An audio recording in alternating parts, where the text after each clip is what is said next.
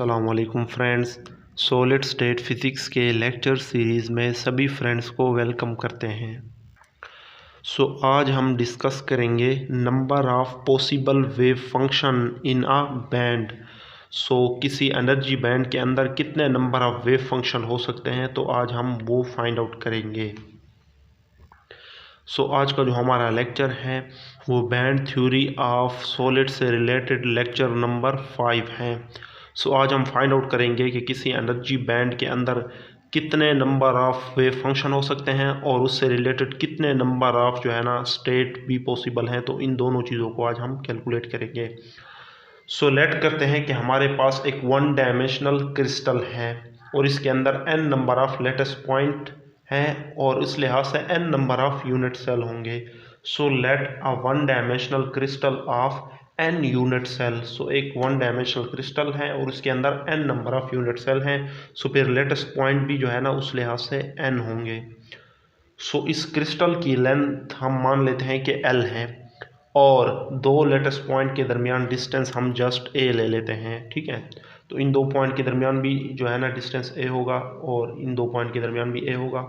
Total length हमारे पास क्या होगी, n नंबर ऑफ पॉइंट जो है तो उससे रिलेटेड टोटल लेंथ हमारे पास क्या होगी, वो हमारे पास होगी n मल्टीप्लाई बाई a। ये जो है ना टोटल लेंथ होगी इस वन डायमेंशनल क्रिस्टल की। अब इसके अंदर कितने जो है ना वेव फंक्शन पॉसिबल हैं उसे हम फाइंड आउट करेंगे।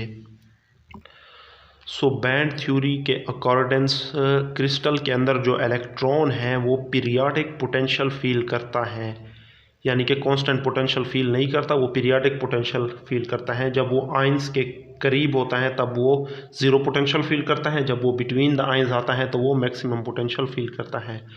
इसका वेव फंक्शन मालूम करने के लिए हम एक जर्नल फंक्शन यूज़ करते थे और वो कौन सा फंक्शन है, ब्लॉच फंक्शन। ब्लॉच फंक्शन से ही हम जो है ना periodic wave function find out कर सकते हैं। By block function by blotch theorem हमारे पास जो साई ऑफ एक्स हैं ये इक्वल टू होता है म्यू के ऑफ एक्स, यहाँ पे आता है e की पावर आयोटा के एक्स। ये क्या है, ब्लॉच थ्योरम के अकॉर्डेंस वेव फंक्शन इस तरह से होता है। तो ये पीरियाडिक वेव फंक्शन के लिए रिलेशन शो करता है, क्योंकि यहाँ पे ये जो म्यू के एक्स हैं इसकी पीरियोडिसिटी होती हैं। तो वेव फंक्शन जो है ना, अगर जो है ना इलेक्ट्रॉन जो है पीरियोडिक पोटेंशियल फील करता है तो उसका वेव फंक्शन भी क्या होगा, वो भी पीरियोडिक होगा। तो वेव फंक्शन के अंदर भी पीरियोडिसिटी होगी। तो साई ऑफ एक्स ये हमारे पास इक्वल टू है sigh of x plus L, इस चीज़ के इक्वल है। और यहाँ पे म्यू के, ठीक है, इस चीज़ को याद रखना है। और म्यू के एक्स जो है ना ये पीरियोडिसिटी को शो करता है, ये किसके इक्वल है, म्यू के एक्स प्लस एल के। क्लियर। अब साई ऑफ एक्स इसे मैं लिख सकता हूँ इस चीज़ को, चूँकि sigh of x plus L, ठीक है, ये जो साई ऑफ एक्स है ये इक्वल टू है sigh of x plus L, क्योंकि जो वेव फंक्शन है वो क्या है, पीरियोडिक है। हर एक लेटर्स के अंदर वो पीरियोडिसिटी शो करता है। म्यू के यहाँ पे भी क्या आएगा, एक्स प्लस एल आएगा, e की पावर आयोटा के, यानी कि x के अंदर जस्ट l ऐड करना है। तो इसे मैं इक्वेशन 1 कह दूंगा और इसे मैं इक्वेशन नंबर 2 कह सकता हूँ। सही है। अब बिकॉज क्योंकि साई ऑफ एक्स जो है ना ये इक्वल टू है sigh of x plus L, wave function जो है ये पीरियोडिक वेव फंक्शन ही है हमारे पास। तो यहाँ पे जो है ना मैं अगर साई ऑफ एक्स ही लगा दूँ तो मैं इन दोनों इक्वेशनों के वेव फंक्शन को आपस में कंपेयर कर सकता हूँ। क्लियर। मैं कैसे कंपेयर करूँगा, म्यू के एक्स ई की पावर आयोटा के एक्स, ठीक है, इन दोनों इक्वेशनों को मैं कंपेयर कर रहा हूँ क्योंकि sigh of x plus L भी साई के इक्वल, साई ऑफ एक्स के इक्वल हैं। तो ये दोनों आपस के इक्वल हो गए, तो अब इसे कंपेयर कर रहे हैं। तो ये साइड आ गई, ये साइड इक्वल टू आ जाएगी इस इक्वेशन के राइट हैंड साइड के।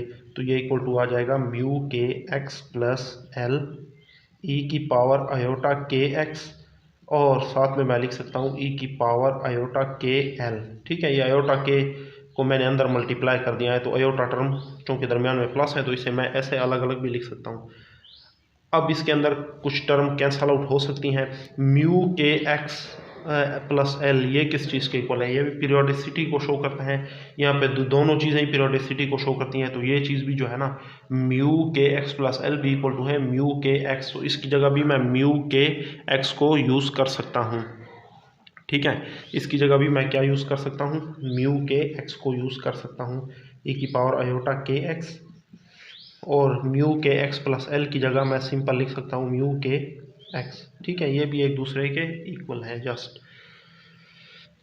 और साथ में e की पावर आयोटा के एक्स, e की पावर आयोटा के एल। सो यहाँ पे जो है ना कुछ टर्म कैंसल आउट हो जाएंगी, ये टर्म जो है ना इस टर्म के कैंसल आउट हो जाएगा, तो मेरे पास जो है ना जस्ट क्या बचेगा, मेरे पास जस्ट बचेगा e की पावर आयोटा के एल, ये इक्वल टू आ रहा है मेरे पास 1 के। ठीक है, जस्ट यहाँ पे ये साइड ही बचेगी, इधर तो सब कुछ कैंसिल हो गया, लिहाजा ये 1 के ही इक्वल है, तो e की पावर आयोटा के एल मेरे पास इक्वल टू आ गया किसके, 1 के इक्वल आ गया। और e की पावर आयोटा के एल ये भी एक ट्रिग्नोमेट्रिक रिलेशन को शो करता है, तो ये इक्वल टू होता है मेरे पास कॉस के एल प्लस आयोटा साइन के एल इक्वल टू ये 1 है। ठीक है, ये 1 इसके साथ रिलेट करेगा, और आयोटा टर्म चूँकि यहाँ पे इमेजिनरी टर्म नहीं है राइट हैंड साइड पे, तो मैं अपनी तरफ से 0 आयोटा भी यहाँ पे लगा सकता हूँ। ठीक है, तो मैंने अपनी तरफ से यहाँ पे 0 आयोटा लगा दिया, ताकि ये टर्म जो है ना रियल टर्म से कंपेयर कर जाए, और आयोटा टर्म जो है ना आयोटा टर्म से जो है ना रिलेट कर जाए। अब मैं इनको कंपेयर करूँगा, सो बाय कंपेयरिंग कॉस के एल जो है ना ये मेरे पास आ जाएगा इक्वल टू 1 के। तो अगर कॉस के एल 1 के इक्वल है, तो इसका मतलब तो फिर यही होगा कि के एल जो है ना के एल मेरे पास इक्वल टू हो जाएगा 2n पाई के, 2n पाई। और यहाँ पे n जो है n डिस्क्रीट है, वो क्या हो सकता है, 0 भी हो सकता है, 1 भी हो सकता है, 2 and 3 up to so on values n यहाँ पे ले सकता है। क्लियर, सो इसे मैं इक्वेशन नंबर 3 बोल दूँगा। ठीक है, और इसे फर्दर अब हम सोल्व करेंगे। सो ये इक्वेशन नंबर 3 हमारे पास इस तरह से आ जाता है। सो n की वैल्यू अगर मैं यहाँ से निकालूँ तो n मेरे पास आ जाएगा के एल ओवर 2 पाई आ जाएगा, के एल ओवर 2 पाई।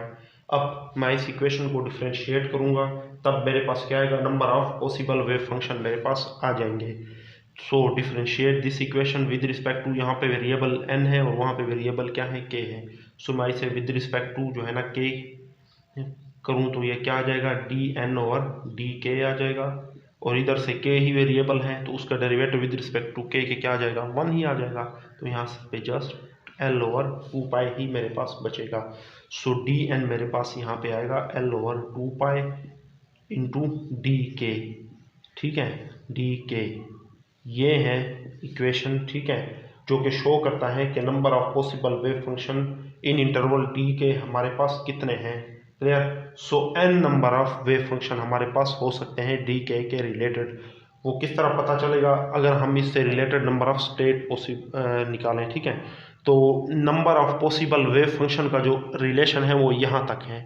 ठीक है, डी एन जो है ना यहाँ पे डिपेंड कर रहा है डी के।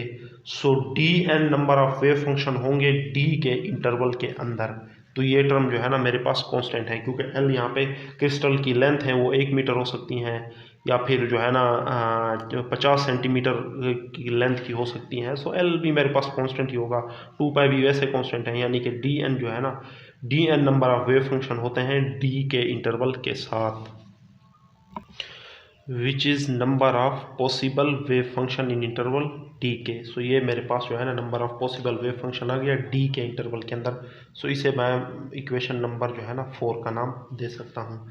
अब for number of possible state कितनी हो सकती हैं, सो वो मैं यहाँ पे फाइंड आउट कर देता हूँ।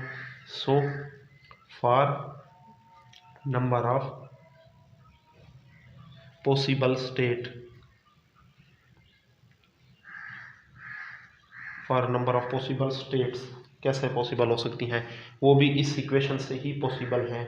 अगर मैं इस इक्वेशन को जो है ना इंटीग्रेट करूँ तो मेरे पास जो है ना नंबर ऑफ पॉसिबल स्टेट्स आ जाएंगे, अगर मैं इसे इंटीग्रेट करूँ, क्योंकि ये D N differential D N के लिए है। ठीक है, तो तो एन जो है ना टोटल अगर मैं फाइंड आउट करना चाहूँ टोटल इंटरवल के लिए डी के इंटरवल के लिए ये डी एन है। तो टोटल इंटरवल के लिए अगर मैं के इंटरवल के लिए अगर मैं फाइंड आउट करना चाहूँ तो मेरे पास जो है ना एन वेव फंक्शन आ जाएंगे जो कि क्या शो करते हैं, नंबर ऑफ पॉसिबल स्टेट्स को शो करते हैं।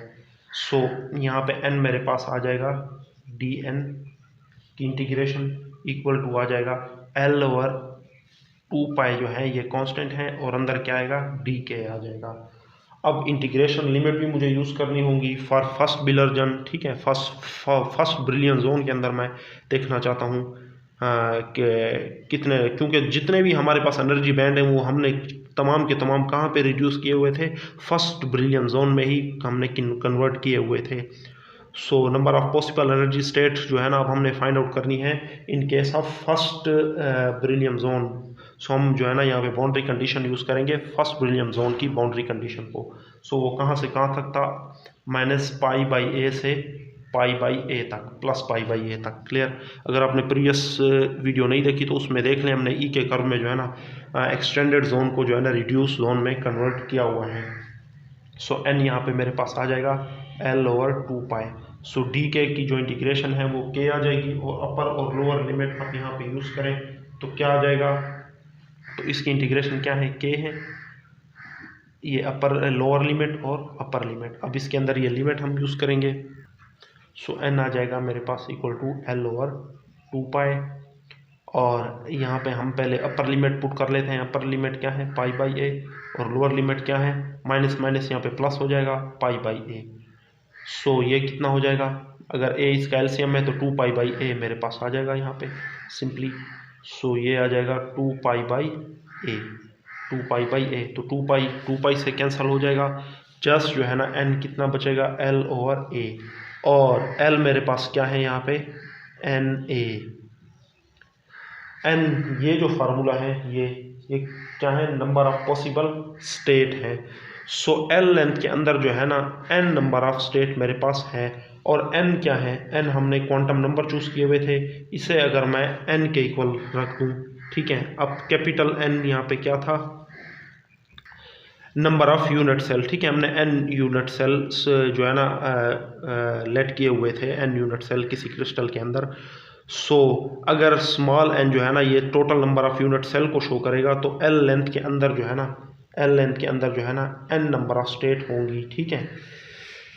सो हम कह सकते हैं कि n जो है ना नंबर ऑफ स्टेट जो है ना वो n नंबर ऑफ स्टेट होंगी। किसी भी जो है ना बैंड के अंदर जो एनर्जी स्टेट होंगी उनकी तादाद n होंगी, nth नंबर ऑफ स्टेट होंगी हमारे पास और उस लिहाज से n नंबर ऑफ फंक्शन होंगी, ठीक है, क्योंकि ये दोनों जो है ना n पे ही डिपेंड कर रहे हैं। सो अगर मैं किसी क्रिस्टल के अंदर जो है ना नंबर ऑफ पॉसिबल स्टेट को फाइंड आउट करना चाहता हूँ, उसकी एनर्जी किसी भी बैंड के अंदर अगर मैं फाइंड आउट करना चाहता हूँ तो मुझे किस चीज़ का पता होना चाहिए, मुझे just number of unit cell का पता होना चाहिए। अगर n number of unit cell हैं तो मेरे पास एनर्जी स्टेट भी n होंगे, अगर 3 यूनिट सेल हैं तो फिर मेरे पास जो है ना एनर्जी स्टेट भी 3 होंगी। तो चूँकि n number of unit cell हैं तो एनर्जी स्टेट भी क्या होगी, n होंगी। क्लियर? सो ये था आज का हमारा लेक्चर। सो इसके बाद हम जो है ना वेलोसिटी ऑफ इलेक्ट्रॉन और उसके जो है ना एक्सेलरेशन को डिस्कस करेंगे। सो कोई भी अगर आपको क्वेश्चन है तो आप कमेंट में ज़रूर पूछें। सो नेक्स्ट लेक्चर तक के लिए अल्लाह हाफिज़।